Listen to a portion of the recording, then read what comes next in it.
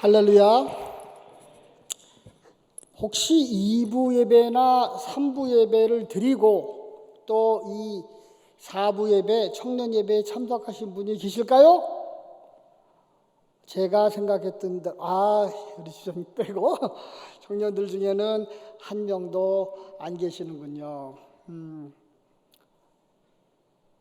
여러분들이 집에 가셔서 오늘 2부 예배나 3부 예배 예배 영상을 유튜브로 한번 볼 것을 추천드립니다.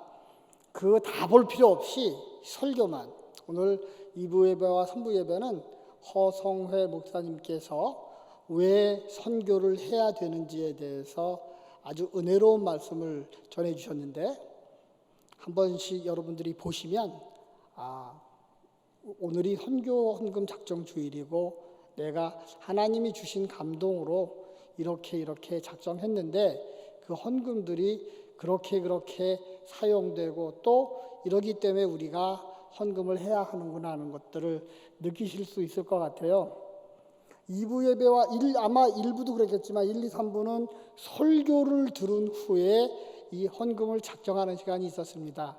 그래서 성희 목사님께서 이렇게 말씀하셨어요. 마음의 부담이 너무 많이 됩니다.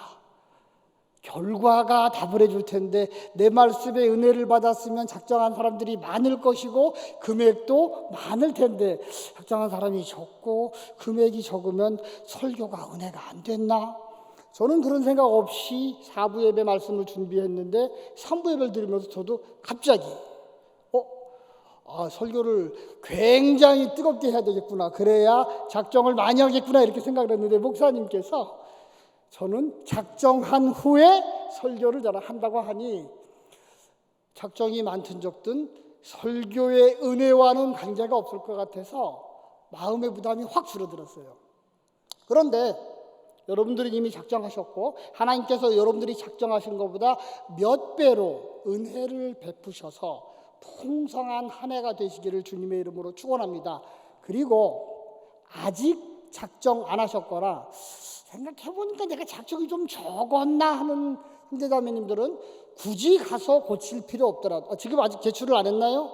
고치셔도 되고 믿음대로 되기 때문에 고치셔도 되고, 작정 안 하신 분들이라도 마음의 감동이 되시면 기쁜 마음으로 선교 헌금을 내주시기를 부탁을 드립니다.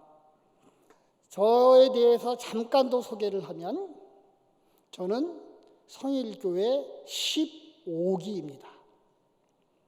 여러분들 중에 이제 고3을 마치고 여기 온 형제들이 있을 수 있는데 아마 56기 정도 볼 것 같아요. 그러면 이제 우리 선교사님의 나이가 대충 가만히 되는 거야. 저는 학번으로 84 학번입니다. 여러분들의 대부분은 제가 대학을 다닐 때 태어나지도 않았을 것이고, 저는 21년 전에 성일교회의 선교사로 중국 운남성에 파송되었습니다. 여러분들 중에 어떤 사람은 제가 파송된 이후에 태어난 세대도 있겠지요.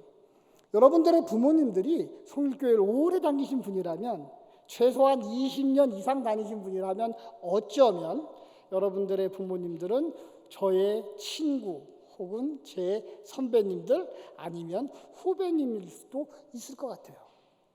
이게 한국 선교사의 아주 가슴 아픈 현실입니다. 제가 선교지에서 굉장히 어른이 아닌데, 그런데도 이렇게 여러분 세대와 하려면 너무나 오래된 선교사 같은 거죠. 저는 2딸이 있습니다. 종종 2딸과 대화를 나눕니다. 이런저런 살아가는 얘기를 하다 보면 저희 2딸이 항상 그런 얘기를 해요. 저희 2딸은 여러분 세대, 여러분들 중에 가장 어린 그룹도 있고 가장 많은 그룹도 있을 텐데 대충 중간 그룹입니다. 아빠는 우리 세대를 너무 몰라. 우리가 얼마나 힘든지 알아? 이렇게 이야기합니다. 제가 아무리 생각을 해도 제가 20대, 30대와 지금을 비교해 보면 세상은 너무너무 좋아졌어요. 예전에는 제가 상상도 못했던 일들이 지금은 현실화되어 있습니다. 저는 제가 직장 생활하면서 처음으로 삐삐라는 걸 받았습니다. 그때 얼마나 제가 막 그 기분이 좋아지면서 나도 이제 우리 회사, 전 직장 생활을 좀 했었는데 우리 회사에서 내가 인정받는 사람이 돼서 회사에서 삐삐를 주는구나 이렇게 생각했는데 여러분들은 삐삐를 본 적도 없으시죠? 그런 세대입니다. 과거에 저는 요즘도 한국에 오면 굉장히 걱정되는 게 버스비는 어떻게 내야 되는지, 지하철은 어떻게 갈아타는지가 너무 자주 바뀌어서 굉장히 당혹스럽고 북한에서 온 사람 같은 그런 느낌을 받을 때 굉장히 많아요. 야, 나 때는, 아빠 때는 이런 얘기를 하면 그게 바로 라떼는이 되는 거죠. 저는 라떼를 전혀 싫어하고 아메리카노만 먹는데 딸과 대화하면 라떼가 됩니다. 저는 여러분들이 얼마나 힘든지를 제 딸을 통해서 듣는데 제 머리로는 이해하려고 노력하지만 마음속 한구석에선 잘 받아들여지지 않아요. 아마 여러분들의 부모님도 동일할 테고 여러분들의 부모님들이 여러분들을 잘 이해 못하실 것 같아요. 그렇지 않나요? 30년 전의 청년과 지금 여러분들과 비교할 수 없겠죠? 그런데 한 가지만 더 생각해 보면 여러분들도 30년 뒤에는 저같이 될 겁니다. 여러분들 자녀와 대화를 하면서 우리 자녀들이 말도 안 되는 소리를 하는구나. 30년 전에 우리가 얼마나 힘들게 살아와서 지금 이렇게 좋은 세상을 만들었는데 왜 우리 자녀는 여전히 힘들다고 하지? 라는 것을 경험하게 될 것 같아요. 그러지 않아야 되는데 30년 뒤에 여러분들의 자녀는 엄마 아빠가 정말 열심히 잘 살고 이 세상을 좋은 세상 만들어서 나는 너무너무 행복해. 나는 입시 고민이라는 것도 해본 적도 없고 나는 취업 고민이라는 것도 해본 적도 없고 너무나 풍성한 사회에 살아서 엄마 아빠 너무 고마워. 이렇게 말하면 좋을 것 같은데 아마 여러분들이 지금 마음속으로 생각하는 거 저 선교사님은 완전 라떼네? 라는 생각을 여러분들도 여러분 자녀들에게 주게 될 것입니다. 도대체 왜? 물질 문명은 엄청나게 발전하고 경제는 엄청나게 발전하고 세상은 과거보다 엄청 잘 살게 된 것 같은데 왜 우리 삶은 힘들지? 이 해답은 성경만 줄 수 있습니다. 오늘 저는 하나님의 약속은 반드시 성취된다라는 제목으로 구약에 평상시 여러분들이 잘 안 읽을 것 같은 본문을 끌어다가 이제 왜 여러분이 이런 세상에 살고 있는지 그리고 여러분들이 아무리 열심히 일해도 여러분들의 자녀들은 여러분들보다 훨씬 더 어렵다고 느끼면서 살아가게 될 것인지에 대해서 함께 생각해 보고자 합니다. 오늘 본문은 말라기서의 마지막 구절에 있는 부분입니다. 말라기는 구약 성경의 제일 마지막 성경입니다. 하나님께서 이스라엘 백성을 사랑하셔서 그 백성이 하나님의 말씀에 순종하게 살게 하려고 끊임없이 선교사들을 보냈고 그리고 구약 시대의 마지막으로 보낸 선교사가 말라기입니다. 말라기가 여러 가지 이야기들을 특히 사회의 부정부패와 교회의 문제들과 여러 가지 성도들의 문제들에 대해서 막 지적하면서 마지막 절에 그들을 위로하고 격려할 그런 하나님의 메시지를 선포한 게 오늘 본문입니다. 오늘 본문을 우리가 다시 한번 볼까요? 한번 본문 한번 띄워줬으면 좋겠습니다.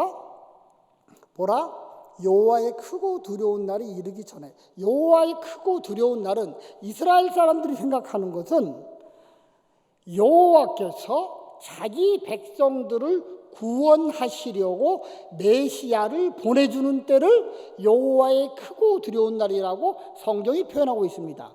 세상 사람들은 이 날이 심판의 날이기 때문에 두려운 날이에요. 그런데 하나님의 백성에게는 그 세상의 심판이 우리에게는 구원이 됩니다. 그래서 하나님께서 우리를 구원하실 때에 그 날 바로 직전에 내가 선지자 한 명을 보내겠다. 그 선지자의 이름이 엘리야다. 엘리야가 와서 무엇을 할 거냐 하면 6절 아버지의 마음을 자녀에게 돌이키게 하고 자녀들의 마음을 아버지께 돌이키게 하리라. 돌이키지 아니하면 두렵건대 내가 와서 저주로 그 땅을 칠까 하노라. 저와 딸이 대화할 때마다 계속 세대차란 걸 느끼는데 이게 한 엄청나게 큰 세대차를 느끼는데 나의 마음을 나의 자녀에게, 자녀의 마음을 아버지에게, 아버지가 자녀의 마음을 이해하고 자녀가 아버지의 마음을 이해하는 그 일을 하게 하려고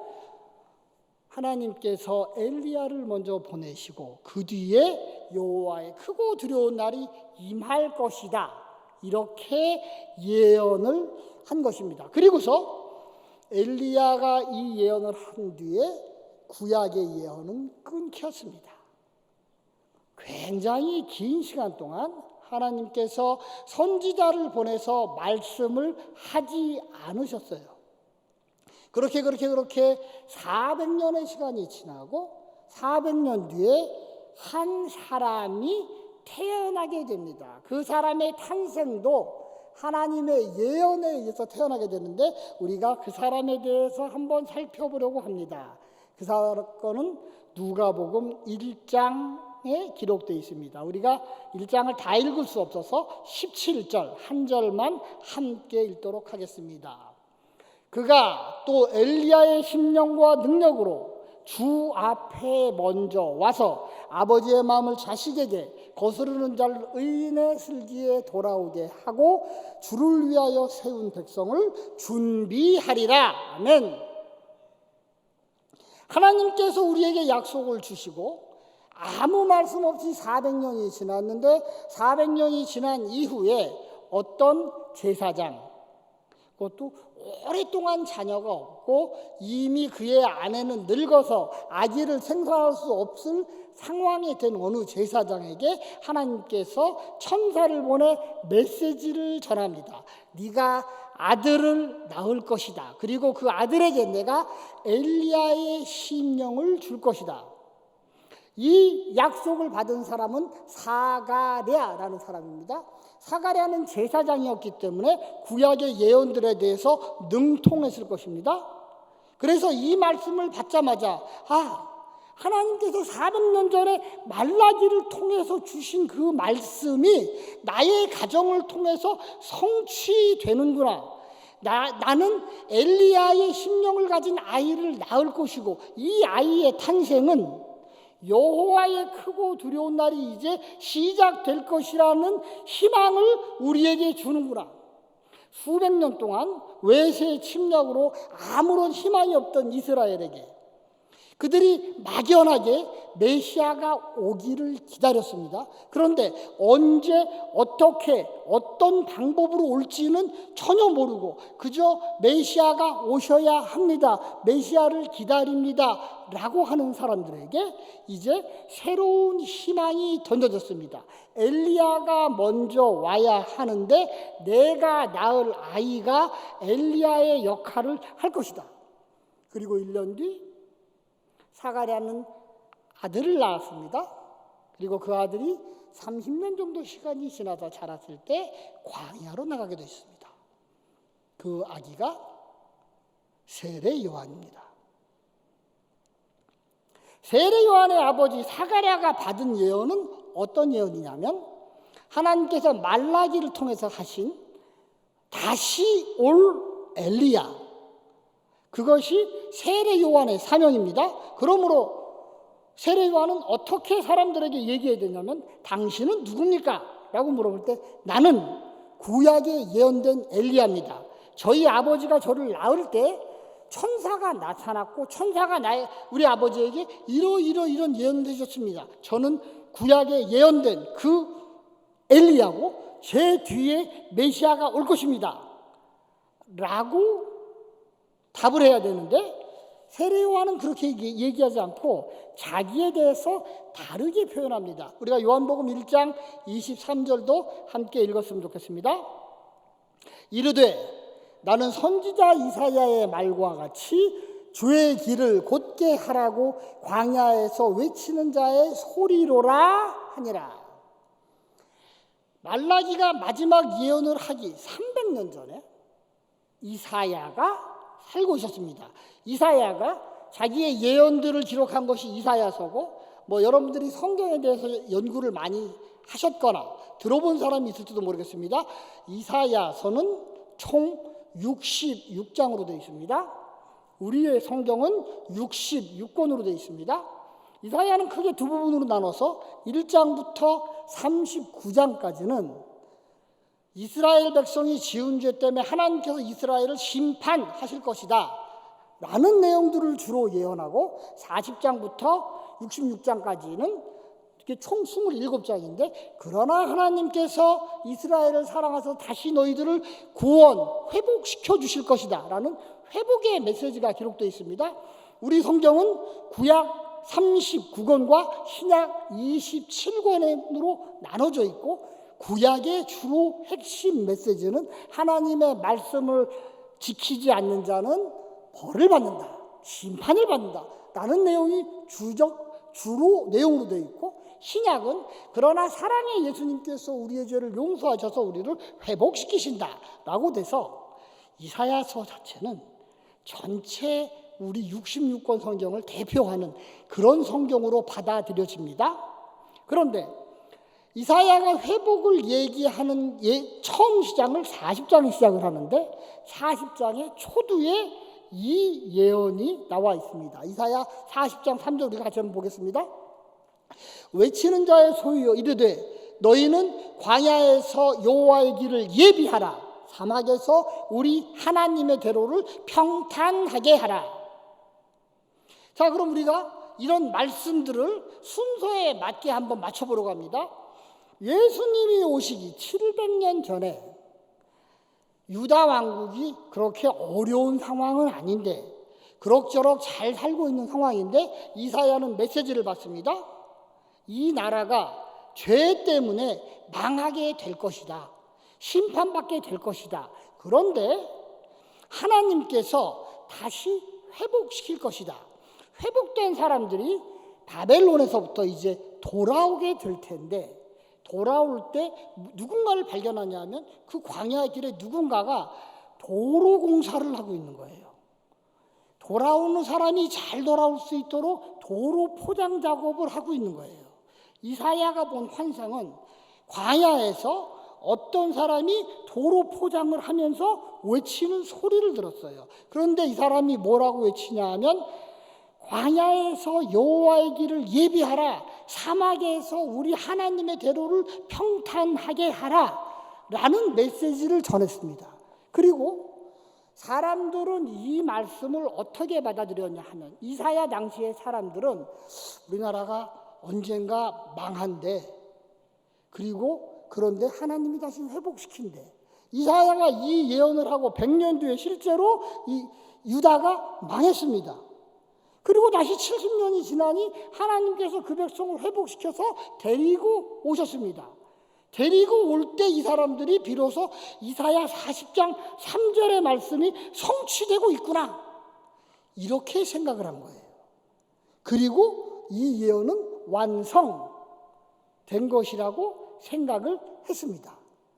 그런데 그로부터 또 300년이 지난 다음에 말라기가 엘리야가 올 거야 라고 얘기했고, 또다시 400년이 지난 다음에 실제로 엘리야의 심령을 가진 세례 요한이 나타났고, 세례 요한이 당신은 누굽니까? 라는 질문에 내가 바로 이사야에서 예언된 그 광야에서 외치는 소리입니다. 나는 사람도 아니고 그냥 사운드입니다. 그런데 내 사운드의 메시지가 뭐냐 하면, 우리는 여호와의 길을 예비해야 합니다. 우리는 하나님의 대로를 평탄하게 해야 합니다. 메시아가 오실 것인데 여러분들이 그 준비를 해야 합니다. 그리고 구체적 준비는 죄를 고백하는 것과 세례를 받는 것이었습니다. 그리고 세례 요한은 예수님이 오실 것을 예비한 사람이 되었습니다. 결국 700년 전에 이사야가 한 예언은, 400년 전에 말라기가 한 예언은 자기 백성을 구원하려고 하는 하나님의 오랜 뒤에 완성될 예언의 말씀이었다는 거죠. 하나님의 말씀은 반드시 성취되는데 우리가 성경의 곳곳에서 하나님께서 어떻게 그분의 말씀을 성취한지를 발견할 수 있습니다.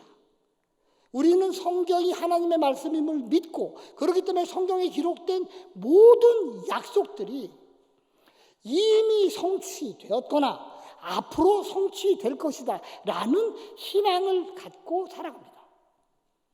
우리가 하나님에 대해서 설명할 때 하나님의 속성 중에 신실이라는 속성이 있습니다. 우리 하나님은 신실하신 하나님입니다. 신실하다는 뜻은 약속을 꼭 지킨다는 뜻입니다. 하나님은 당신의 입으로 말씀하신 그 약속들을 반드시 지키시는 분입니다. 아멘? 요게 청년들과 장년들의 차이인 것 같아요. 장년들은 하나님은 신실하십니다 그러면 막 아멘이 벌써부터 막 나와. 우리 권사님들도 나오는데 청년들은 생각을 해야 돼. 지금 이 타이밍이 아니야. 타이밍이 아니라고 지나가죠. 다시 한번 해볼까요? 우리가 한 2분 앞으로 당겨서 하나님은 신실하신 하나님입니다. 아멘이 작아. 아멘이 작다는 건 무슨 의미냐면요. 아멘을 하라고 하니까 해보긴 해보는데 여전히 내 마음으로는 아멘이 아니고 여기 입만 아멘이네. 마음으로 아멘 하셔야 돼요. 다시 한번 해볼까요? 하나님은 신실하신 하나님이십니다. 예수 그리스도는 하나님이십니다. 예수 그리스도는 살아계신 하나님이십니다. 그래서 예수 그리스도 하신 약속도 반드시 성취돼야 합니다. 성경에는 대충 한 8,000개가 넘는 약속들이 있습니다. 그 중에 99%가 이미 예수 그리스도께서 오셔서 성취하셨습니다. 그런데 아직 성취되지 않은 몇 개의 약속들이 있어요. 왜 그 약속은 아직 성취되지 않았냐 하면 하나님의 어떤 약속은 하나님께서 당신 스스로 하세요. 사람들이 어찌하든지 간에 하나님은 자기의 계획을 계속 실행하고 계십니다. 아담과 하와가 범죄했을 때 하와에게 또 뱀에게 하나님께서 예언의 말씀을 주셨습니다. 여자의 후손이 뱀의 후손의 머리통을 깨버린다. 이때가 아멘 코스야. 다시 한번 여자의 후손이 사탄의 뱀의 후손의 머리를 깨부순다. 이게 아멘이 안 되는 사람은 구원의 확신이 없는 거예요. 이거 굉장히 중요한 부분이에요. 여자의 후손이 사탄의 후손의 뱀의 후손의 머리통을 깨부순다. 예수 그리스도께서 십자가에 달려서 실제로 그것을 성취하셨습니다. 몇 년이 걸렸냐 하면 4,000년이 걸렸어요. 하나님은 4,000년이 걸린 약속도 반드시 성취하시는 하나님이십니다. 그게 하나님이 신실하시다는 거예요. 신실하신 하나님은 반드시 성취하세요. 예수님도 본인께서 하신 모든 약속을 반드시 성취하십니다. 그런데 아직도 성취되지 않은 그 일들은 우리가 해야 될 일이 있는데 그 일을 아직 우리가 안 하고 있는 거예요. 예수님은 하고 싶어 죽겠는데 받아주는 우리가 못 받아주고 있는 거예요. 그러니까 이게 성취가 아직 안 되고 있어요. 성취되지 않은 약속 중에 가장 대표적인 약속, 우리가 계시록 본문을 한번 보겠습니다. 계시록 22장 7절, 12절, 20절을 요 세 구절을 함께 같이 읽도록 하겠습니다. 7절은 우리 형제님들이, 8절은 자매님들이, 20절은 우리가 같이 한번 읽어보겠습니다. 형제님부터 시작.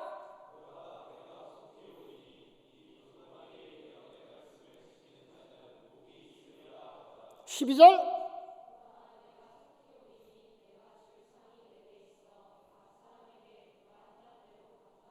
(20절) 같이 이것들을 증언하시니가 이르시되 내가 진실로 속히 오리라 하시거늘 아멘. 주 예수여 오시옵소서. 끄트머리만 한번 다시 할까요? 아멘.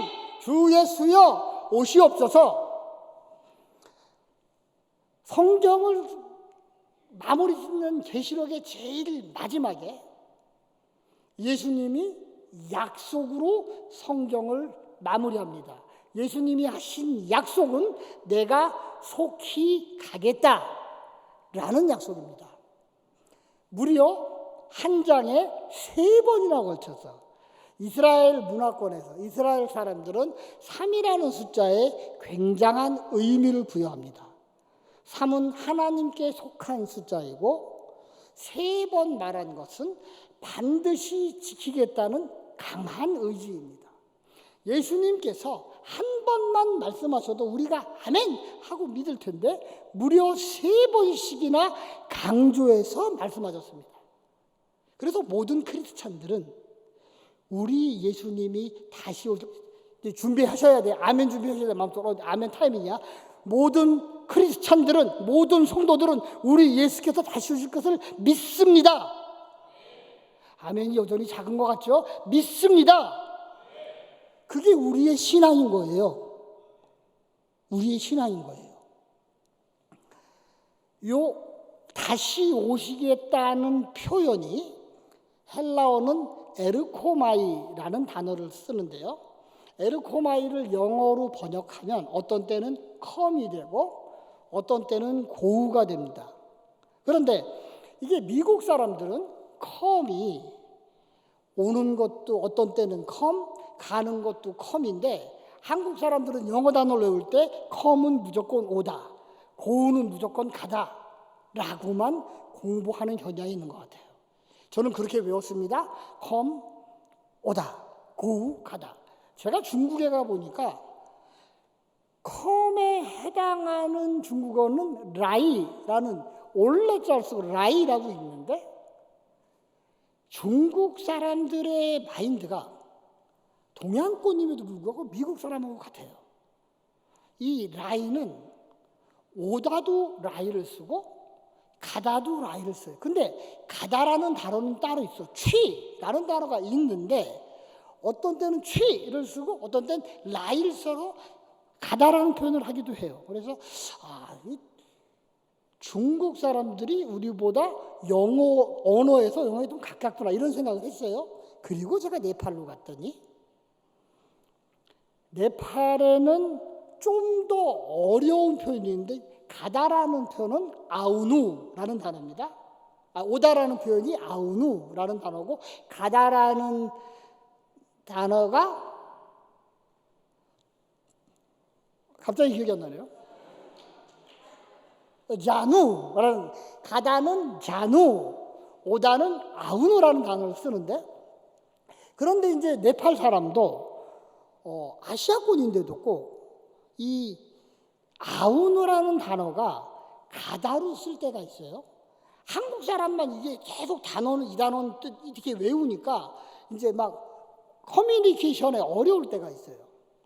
그런데 제가 네팔에서 이런 일을 한번 겪었습니다. 저희가 네팔에 처음 가서 이제 집을 렌트하고 그 집에 필요한 가구들을 막 이렇게 예약을 했습니다.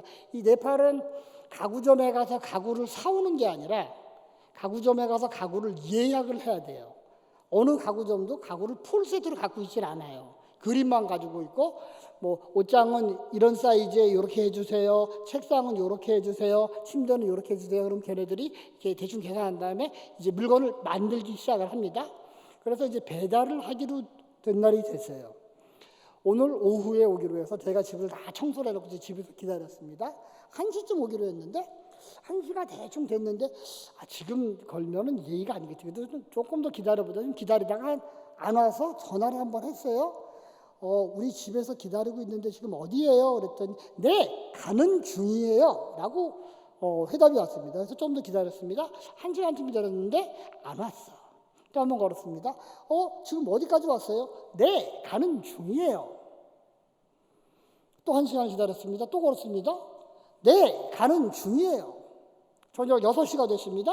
또 전화를 했습니다. 뭐라고 했을까? 같이 하나, 둘, 셋. 네, 가는 중이에요. 그날 저녁 9시가 됐습니다. 가구가 왔게 안 왔게? 안 왔어요. 화가 엄청나게 나서 전화를 걸어서 아니 왜 안 와요? 하루 종일 기다렸는데. 그랬더니 그 친구가 뭐라고 얘기할까요? 하나, 둘, 셋. 네, 가는 중이에요. 네, 가는 중이에요. 네팔어로 자더이추, 아웅더이추, 아웅더이추입니다. 아웅더이추를 나는 한국식 사고방식으로 나는 가는 중이다 라고 생각을 했어요. 네팔 사람들의 가다라는 개념은 얼마나 크냐 하면 내 마음속에 가볼까? 라는 마음이 생겼어. 이때부터 시작이 된 거예요. 나는 이제 가기 시작을 한 거예요. 그리고 서서히 씻고 옷 입고 밥도 먹어야 되고 그리고 설설 나서겠죠? 이 사람이 언제 올지는 아무도 몰라.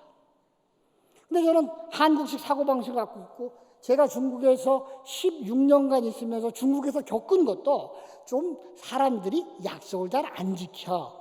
네팔 사람들도 약속을 좀 안 지킬 뿐이야. 이 사람이 아웅더이추 나는 가고 있는 중이야 라고 하는 말 중에는 이제 지금 너의 침대를 만들려고 나무를 구입하러 가고 있어도 이미 갈 마음을 먹기는 먹었으니까 아웅더이추인 거예요. 네팔어 성경에 예수님이 뭐라고 얘기했냐면 자러이 아웅더이추 이렇게 표현되어 있습니다.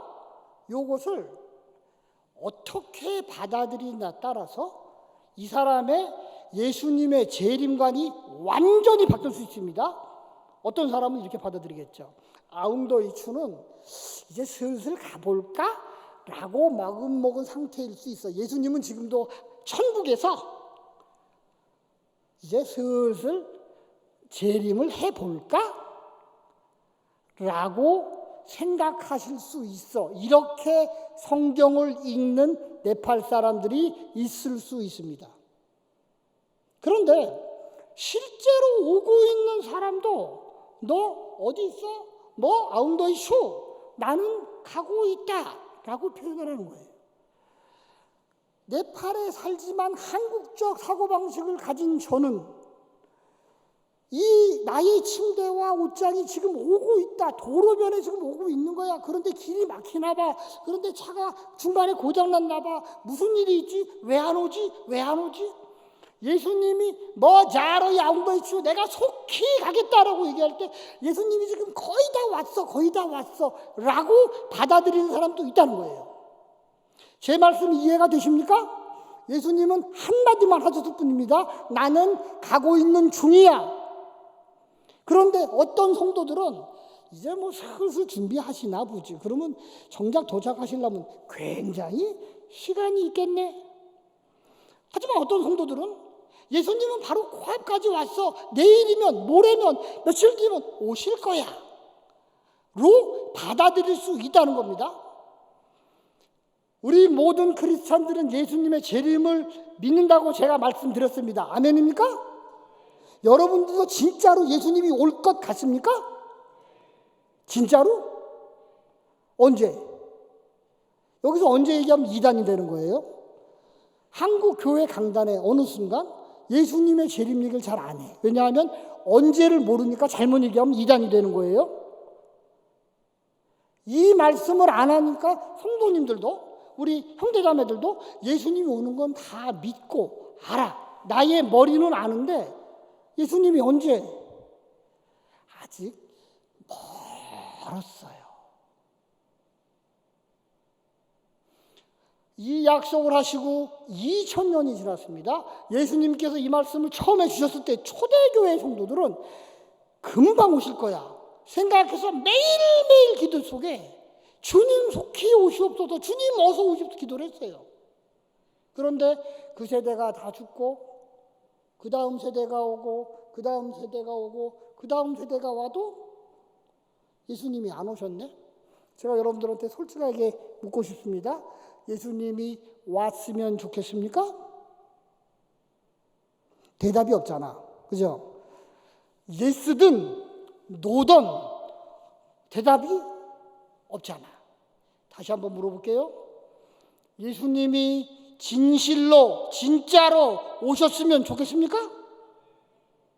대부분 크리스찬들이 그렇게 생각합니다. 나는 주님이 다시 오심을 믿습니다. 근데 주님 내 때는 오지 말고 그냥 저는 이 세상에서 행복하게 살고 내 자손 자식 때까지도 좀 그렇고 그 다음 때쯤이면 제가 얼마든지 양보해 줄 테니까 그때쯤 오세요. 나는 예수님이 안 와도 별로 힘들지 않아요. 나는 주님이 오시길 간절히 기다리지도 않아요. 그런데 오시는 걸 믿어요. 내 때만 안 오시면 돼요. 제가 처음에 무슨 말씀을 드렸나요? 저와 제 딸의 대화 얘기를 했습니다. 30년 전에 저는 제가 열심히 일해서 우리 자녀들은 정말 힘들지 않게 행복하게 살기를 바랬습니다. 그래서 저도 한때 선교사로 나가기 전에는 13년 동안 열심히 직장 생활을 했습니다. 30년이 지난 지금 저희 자녀는 저보다 덜 행복해 보입니다. 물질 문명은 엄청나게 발전을 했고 경제 수준도 엄청나게 좋아졌고 한국이 그 당시와는 비교할 수도 너무너무 좋아졌는데 우리 자녀들은 저보다 더 힘들고 어렵게 사는 것 같습니다. 그러면 여러분들의 자녀들은요? 30년 뒤에는 정말 대한민국이 너무너무 행복한 나라가 될 것 같을까요? 그런 확신이 있나요? 여러분들 때보다 훨씬 문화가 발전하고 문명이 발전하고 경제가 발전하더라도 여러분의 자녀도 똑같은 정말 살기가 너무너무 싫어.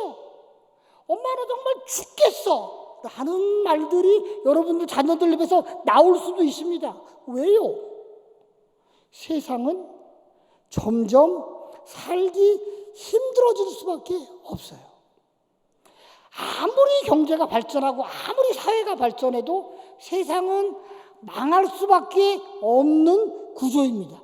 이게 하나님께서 이 세상을 통해서 예언하신 거예요. 그렇기 때문에 여러분들이 아무리 세상에서 노력을 해도 여러분들의 자녀는 여러분보다 더 힘들 것이고 여러분들의 손자들은 그보다 훨씬 힘들어질 거예요. 저는 굉장히 소망이 있게 살았습니다. 나는 열심히 일해서 내가 내 스스로 내 집을 구할 거야. 대출도 받고 이렇게 해서 저는 제 집이 있던 시절이 있었습니다. 물론 선교 갈 때 팔았는데 어쨌든 제 집을 내가 일해서 벌 수 있다는 희망이 있었습니다. 우리 딸은 그런 희망이 없어요. 여러분들은 있나요?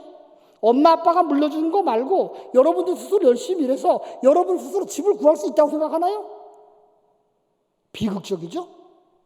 여러분들의 자녀들은 여러분보다 몇 배가 힘들어질 거예요. 그런데도 이 모든 문제를 해결하는 방법은 우리가 진정한 행복, 영원한 행복을 얻을 수 있는 유일한 방법은 우리 주님이 오셔야 되는데 내가 입으로는 우리 주님 오시를 믿습니다 하면서 마음으로는 그러나 천천히 오세요. 이제쯤 마음 드셔도 됩니다. 나 때만 지나면 돼요. 나만 적지 않으면 돼요. 제가 보고 싶으면 제가 갈게요. 40년 뒤에 50년 뒤에 제가 갈 테니까 그때까지 오지 말고 계속 계세요. 계속 준비만 하세요. 우리 주님이 못 오시는 것은 제가 하나님의 약속 중에 일부는 우리가 무언가를 해야 된다고 말씀드렸습니다. 그런데 우리 주님이 다시 오시기 위해서는 우리가 해야 될 일이 있습니다. 그 첫 번째는 오늘 본문의 20절에서 답이 말하고 있습니다. 20절 한번 다시 띄워주겠습니까? 이것들을 증언하시니가 이르시되 내가 진실로 속히 오리라 라고 예수님이 말씀하시니 사도 요한이 어떻게 받았느냐? 아멘, 주 예수여 오시옵소서. 사도 요한의 상황이 어떤 상황입니까? 지금 반모섬에 유배되어 있습니다. 감옥에 가 있는 것 같은 상태입니다. 그가 섬기는 교회는 엄청나게 많은 핍박을 받고 있습니다.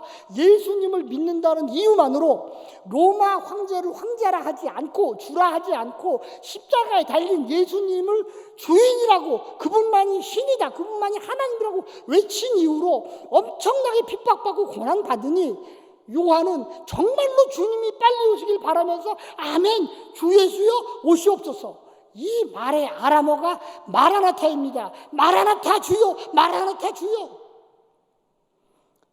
요한처럼 이런 기도를 우리가 해야 된다는 거예요.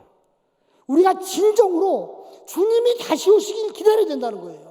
여러분들의 이 어렵고 힘든 삶을 깨뜨릴 유일한 방법은 여러분들이 출세하고 잘 되는 것이 아니라 여전히 그래도 여러분들의 자녀는 고통 중에 있을 것이기 때문에 우리 주님이 빨리 오십시오라는 마라나타의 기도를 진정 마음속에서 우러나오는 기도로 해야 된다는 것입니다. 그리고 두 번째, 이 기도만으로는 부족해요. 우리가 여전히 무언가를 해야 되는데 그 예수님이 다시 오시기 위한 두 번째 조건을 우리가 마태복음에서 찾아볼 수 있습니다. 마태복음 24장 14절 같이 한번 볼까요? 이 천국 복음이 모든 민족에게 증언되기 위하여 온 세상에 전파되리니 그제야 끝이 오리라. 세상의 끝이 돼야 예수님이 오십니다. 아멘 타임이야. 세상의 끝이 돼야 예수님이 오십니다. 끝이 되려면 이 복음이 우리만 잘 믿고 우리만 아멘하는 이 복음이 모든 민족들에게 전파되어야 된다는 거예요. 단어를 주의해서 보세요. 모든 사람이 아닙니다. 이 지구상의 모든 사람이 구원받는다는 얘기가 아니라 최소한 모든 민족들에게는 복음이 전파되어야 된다는 거예요. 초창기의 교회는, 초창기의 선교는, 초창기의 근대 선교는 국가별 선교였습니다. 중국에 가고 인도에 가고 북한은 힘들지만 어쨌든 압록강 변이든 두만강 변이든 가서 어쨌든 사람들에게 복음을 전하면 그러면 그 나라가 선교 끝 이렇게 생각하던 때가 있었습니다. 그런데 지금 전 세계의 어느 나라도 복음이 안 들어간 나라는 없습니다. 심지어 북한에도 지하교회가 있잖아요. 복음이 안 들어간 교회는 없습니다. 그런데 그 나라에 얼마나 많은 민족과 종족들이 있으며 이 모든 종족까지 복음이 들어갔는가? 라고 물으면 여전히 한 나라에 교회가 있고 또 많은 사람들이 예수님을 믿는다고 하더라도 한 번도 복음을 들어보지 못한 민족, 종족이 있다는 거예요. 그게 바로 미전도 방언 종족입니다. 이제 선교학계가 각 나라별로 미전도 방언 종족에서 연구를 시작하고 막 자료들을 골라내기 시작했어요. 대한민국은 원래가 한결애라는 표현을 썼고 지금은 뭐 이렇게 다민족이 이제 한 5%를 넘어서 6%, 7%대를 가고 조만간 멀지 않은 장래에 10%, 15% 계속 다민족이 늘어가기 때문에 우리가 한민족, 한결애라는 말이 점점 안 맞아지긴 하지만 어쨌든 가장 주력 세력이 또 이 다민족 국가를 이루더라도 그 사람들이 한국 문화를 받아들이고 한국어를 쓰면서 한국에 살고 있기 때문에 그런 어려움들이 없지만 세상에 많은 나라는 한 민족으로 이루어진 나라들이 거의 없습니다. 굉장히 많은 민족들이 어울려 살고 그들은 언어가 커뮤니케이션이 안 되는 나라가 굉장히 많습니다. 이런 것들을 연구하는 게 조수아 프로젝트라는 게 있는데요. 조수아 프로젝트가 2020년에 복음화가 정말 안 되는 여전히 많은 미전도 방언 종족을 갖고 있는 나라들의 리스트업을 했습니다. 사진 하나 보여주시겠습니까? 5천은 오류입니다. 오타입니다. 미전도 종족 리스트 2020년 결과에 이렇게 발표된 건데요. 가장 미전도 종족이 많은 나라 인도 무려 미개척된 종족 수가 2090, 10억 2309만 6770명이 아직 복음을 듣지도 못한 민족 중에 있는 거예요. 인도는 14억인데 그 중에 4억이 믿는다는 게 아니라 4억에 속한 민족들은 복음을 듣기는 들었어. 그러나 내가 거부하는 이런 상태라면 10억이 넘는 인구는 한 번도 들어본 일이 없다는 거예요. 2위 파키스탄 496, 3위 중국 280, 4위 방글라데시 260, 네팔 5위 209. 저는 지금 네팔 얘기를 하려고 하는데요. 5위밖에 안 되잖아. 그 위로 엄청나게 많을 뿐 아니라 인도는 거의 10배잖아요. 그러면 인도가 복음화가 굉장히 시급하겠네요. 그 네팔 선교사님이 네팔 선교보다도 인도에 가서 해야 되는 거 아닌가요? 인도는 14억 3천만입니다. 네팔은 전체 인구가 3천만입니다. 네팔 인구의 47배나 많이 있는 민족입니다. 그런데 미전도 방언 종족의 비율은 겨우 10배. 네팔 밑에 인도네시아는 2억 8천입니다. 네팔보다도 9배가 인구가 있습니다. 그런데 네팔의 반. 네팔은 인구수에 비해서 미전도 방언 종족이 가장 많은, 인구 1인당 미전도 방언 치면 가장 많은 나라가 네팔인 거예요. 저는 원래 중국 선교사였습니다. 중국에서 나시족을 섬겼습니다. 그런데 하나님께서 새로운 감동을 주셔서 티벳 선교로 바꿨습니다. 그래서 네팔에서 중국에서 티벳 선교를 감당하다가 어느 날 하나님께서 저한테 새로운 감동을 주셔서 네팔에서 티벳 선교를 하기 위해서 네팔로 넘어왔습니다. 네팔이 지도적으로 어딘지 모르시면 곤란한데, 혹시 네팔의 지리를 아시는 분들은 중국이 땅덩이가 이만하면 우측 하단 위에 가장 큰 땅덩어리가 티벳이고, 티벳 바로 밑에 있어서 중국과 인도의 중간에 껴있는 기다란 나라가 네팔입니다. 제가 네팔에 간 이유는 티벳 선교를 하기 위해서 갔습니다. 그런데 제가 네팔에서 네팔 민족을 연구하던 중에 발견한 것은, 네팔은 전체가 250개 민족이 있습니다. 그 중에 겨우 40개 민족만 복음을 들어본 거예요. 209개 민족은 복음을 들어보지도 못하고 힌두를 섬기거나 불교를 섬기거나 이슬람을 섬기고 있는 거예요. 여전히 복음을 한 번도 듣지 못한 민족들이 이 땅에 너무나 많기 때문에 아직 세상의 끝이 안 오고 있는 거예요. 예수님은 열심히 오려고 노력하고 있는 거예요. 내가 지금 가는 중이야. 잠깐만 기다려. 너희들의 모든 어려움을 내가 가서 다 해결해 줄 거야. 너희들에게 진정한 행복한 삶, 영원한 삶을 주려고 가고 있어. 그런데 여전히 내 이름을 들어본 민족들이 이렇게 많아서 내가 너희들에게 가지 못하고 있어. 요한계시록을 우리가 읽을 때 주님의 마음을 읽어야 되는 거예요. 그냥 이렇게 주님이 3번 말씀하셨다, 온다고 하셨다, 그래, 이 문장 이해돼 넘어가, 이게 아니라 주님이 얼마나 오고 싶을까, 얼마나 우리 만나고 싶을까, 나의 이 힘들고 어려운 삶, 내가 내 후손에게 물려줬건 더 힘든 이 어려운 삶을 끝내기 위해서라도 우리 주님이 오셔야 되는데, 못 오시는 이유는 여전히 복음을 듣지 못한 민족들이 있으니까. 저는 성일교회 선교에 대해서 여러분들에게 소개해주고 싶은 마음이 있습니다. 저희 교회보다 큰 교회들은 엄청 많고, 저희 교회보다 더 많은 선교사들을 파송하고 더 많이 선교하는 교회들은 대한민국에 엄청 많습니다.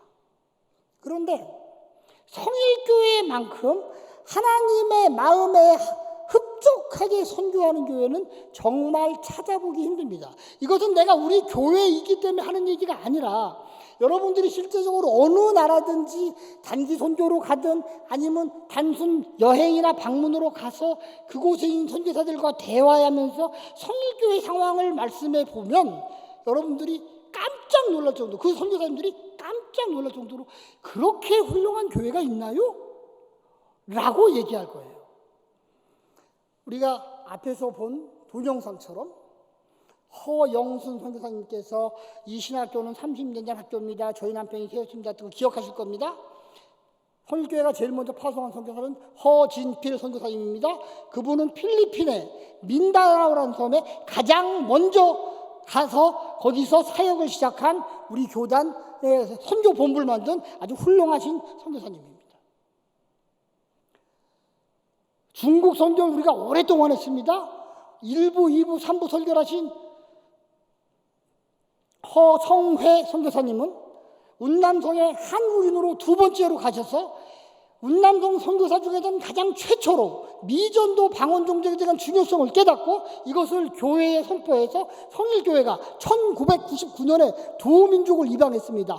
묘족과 나시족을 입양해서 그들이 나의 영적 자녀인 것처럼, 그래서 우리의 선교를 그쪽에 집중했고 무려 7가정을 파송했습니다. 여러분이 어느 나라를 가시든지 그 나라에 가서 선교사님을 만나면 물어보세요.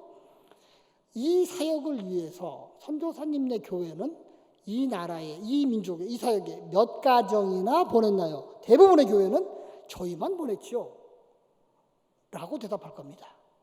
그때 여러분은 이렇게 말씀하시면 좋을 것 같아요. 저희 교회는 중국의 나시라는 민족을 복음하기 위하여, 나시는 전 세계에 30만 밖에 없는데 30만을 위해서 7가정을 보내서 팀 사역을 하게 했습니다. 이것은 세계 어느 선교 역사에도 없는, 어떤 선교단체도 감히 그렇게 하지 못하는 엄청난 일을 저희 교회가 지난 20몇 년간 해오신 거예요. 대부분의 교회들은 선교사를 파송한 후에 이 선교사님이 본부 사역을 위해서 돌아오게 되면, 본부 사역이란 건 뭐냐 하면 선교사들을 관리하고 선교 정책을 세우고 선교사들을 어떻게 도울 수 있을까를 준비하는 그러한 특별한, 교회와는 또 다르게 아주 특별한 조직입니다. 대부분의 선교사들은 이 단체 안에 들어가 있습니다. 저희는 합동측이고, 그래서 GMS라는 합동측 교단 선교부가 있고요. 저는 그 교단 선교부 소속이 아니라 저는 국제기아대책기구라는 또 다른 선교단체 소속입니다. 대부분의 선교사들은 선교단체 안에 들어가 있고 그 단체가 얼마나 중요한 일을 하는지 다 알고 있어요. 그렇기 때문에 하나님께서 특별한 부르심으로 제가 본국에 돌아와서 본부 사역을 한다면, 그런 메시지를 하나님이 주시면 선교사들은 아멘으로 받고 들어와서 사역을 할 준비가 되어 있습니다.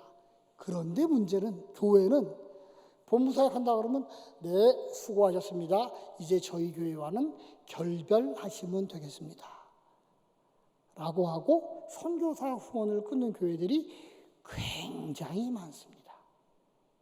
우리는 현장 필드에서 뛰는 선교사만 원해요 라고 하고 본부 사역은 후원하지 않는 교회들이 굉장히 많습니다.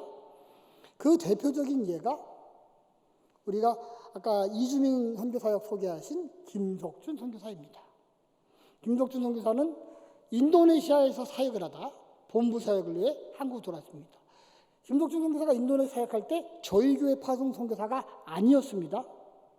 그런데 국내 사역을 위해서 돌아오니까 그 파송교회에서 파송 계약을 해지했습니다.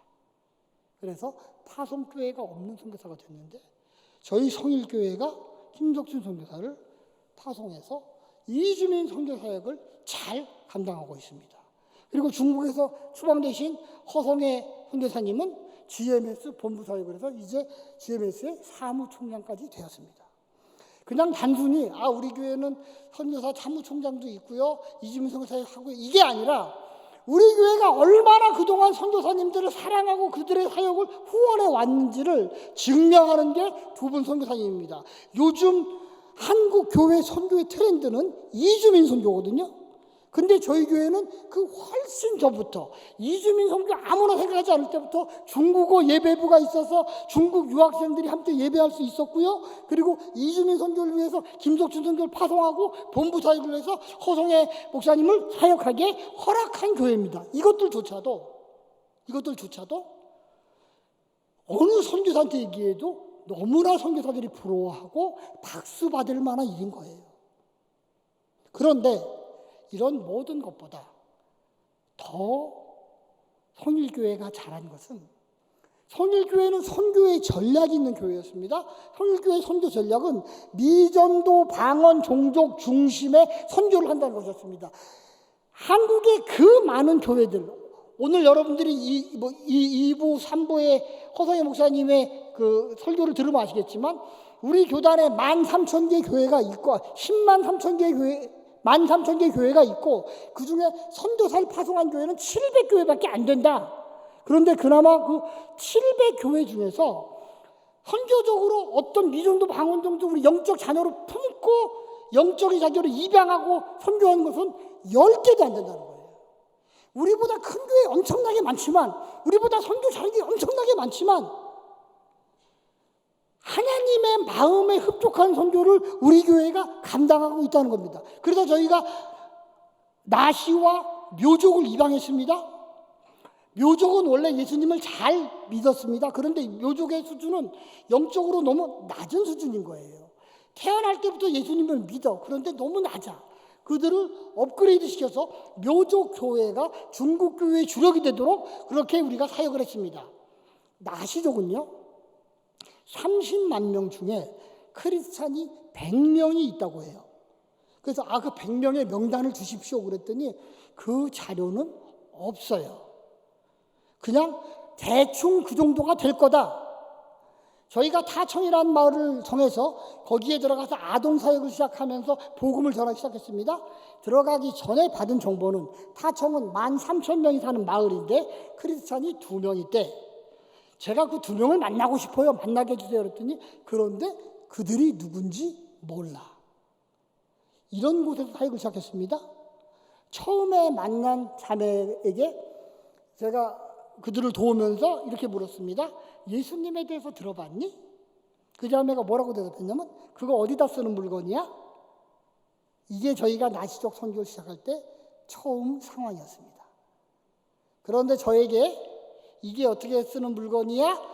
라고 대답한 자매가 예수님을 믿고 그 남편을 감동시켜서 남편을 신학 공부하게 하고 둘이 선교사가 되어서 파송됐습니다. 그 파송된 선교사가 시야곱 양사라입니다. 그들은 20년 전에는 예수님이 뭐에 쓰는 물건이야? 라고 하던 사람이 지금은 티베트 현지에 들어가서 계속 사역을 감당하고 있습니다. 그 열매를 그것들을 위해서 굉장히 많은 사람들이 함께 동역했겠지요. 굉장히 많은 사람이 함께 중보기도 했을 겁니다. 그렇지만 그 모든 과정에서 최종적으로 그들을 파송하고 여전히 그들을 위해서 중보하고 있는 것이 바로 저희 교회라는 거예요. 한 민족에게 복음이 들어가서 이 민족이 이제 구원받을 민족이 되었는가 어떻게 판단하는가? 이 민족 내에서 다른 민족을 향해서 자기보다 더 힘든 민족을 향해서 복음으로 나간 사람이 생긴다면 이거보다 더 하나님이 기뻐하실 일이 있겠습니까? 이 일을 우리가 해왔습니다. 네팔의 그 많은 민족들을 알려주시면서 제가 처음엔 네팔에 단지 티베탄을 섬기려고 갔지만 하나님께서는 더 많은 일들을 할 마음을 주셨습니다. 선일교회가 여전히 집중해야 될 것은 6개국에 파송한 선교사들이 여전히 끊임없이 미전도 방언 종족을 찾고 그들 사역에 집중할 수 있도록 11분의 협력 선교사 가정들이 각 나라에서 그러한 일들을 할 수 있도록 우리가 계속 그들을 위해서 기도하고 또 그들을 위해서 또 물질로 섬기는 일입니다. 청년부가 굉장히 선교에 열정적인 얘기를 들었습니다. 태국도 가고 그리스도 가고 또 금년에는 또 몽고도 간다는 얘기를 들었습니다. 가셔서 여러분이 해야 될 일들은 그 교회를 돕고 그 선교사를 도울 뿐만 아니라 여전히 이 나라에 그 땅에 얼마나 많은 사람들이 여전히 복음을 듣지 못하는가에 대한 정보를 가지고 와서 그 기도 제목들을 함께 청년부와 나누고 교회와 나누면서 성일교회가 더 이런 사역을 잘할 수 있도록 성일교회의 도주를 두는 역할을 해야 된다는 것이죠. 뿐만 아니라 멀리 외국까지 나가지 못한다고 할지라도 천안은 가까우니까 이 김석준 연구 사역자에 가서 정말 너희들이 파트타임이라도 그 선교사님 사역을 도우면서 그 센터에 와 있는 각국 사람들에게 여전히 그 나라의 복음을 듣지 못한 많은 사람들을 위해서 우리가 지금 어떻게 도울 수 있을까요? 그들과 함께 고민하며 기도하는 것들이 청년부에 있기를 원합니다. 이제 결론으로 들어서 말씀을 정리하겠습니다. 저는 맨 처음에 세례 요한의 이야기로 말씀을 시작했습니다. 예수님이 이 땅에 처음 오시기 위해서 하나님은 700년 전에 이사야를 통해서 말씀하셨고 그 약속을 대충 다 잊어버릴 때쯤 돼서 다시 400년이 지난 다음에 말라기를 통해서 예언하심으로, 약속하심으로 내가 여호와의 크고 두려운 날을 이룰 것이다. 그리고 그 앞서서 한 사람을 보낼 것이다. 엘리야의 심령을 가진 사람을 보낼 것이다 라고 예언하셨고, 때가 되니 하나님께서 세례 요한을 보냈습니다. 세례 요한은 광야에서 주님의 길을 외친 사람이었습니다. 주님의 길을 준비한 사람이었습니다. 여러분들 삶이 힘드시죠? 왜 힘듭니까? 여러분들이 살고 있는 삶이 바로 광야입니다. 선교사에게는 선교사가 사역하는 그곳이 광야입니다. 여러 성도님들한테는 여러분들이 갖고 있는 여러분들의 직장, 여러분들의 학교, 여러분들의 가정이 바로 광야입니다. 선교사는 여전히 미전도 방언종족을 찾아 그들에게 복음을 전하면서 주님의 다시 오심을 준비하는 사람이고요. 여러분들은 동일하게 세례 요한의 심령을 가지고, 엘리야의 심령을 가지고 여러분들의 가정에서, 여러분들의 직장에서, 여러분들의 학교에서 여전히 주님에 대해 듣지 못해서 주님을 알지 못하는 애들에게 복음을 전하는 사명들이 여러분들에게 있다는 것입니다. 단지 선교를 위해서 기도하고, 단지 1년에 한 번 단기 선교 가고, 단지 선교금을 작정할 뿐만 아니라 주님이 여러분들에게 원하시는 삶은 이 광야 같은 각자의 삶에서 여러분들 모두가 하나하나가 세례 요한처럼 사는 것, 하나하나가 엘리야처럼 사는 것을 주님이 여러분들에게 도전을 주고 있는 것입니다. 우리 주님 지금 현재 오고 계십니다.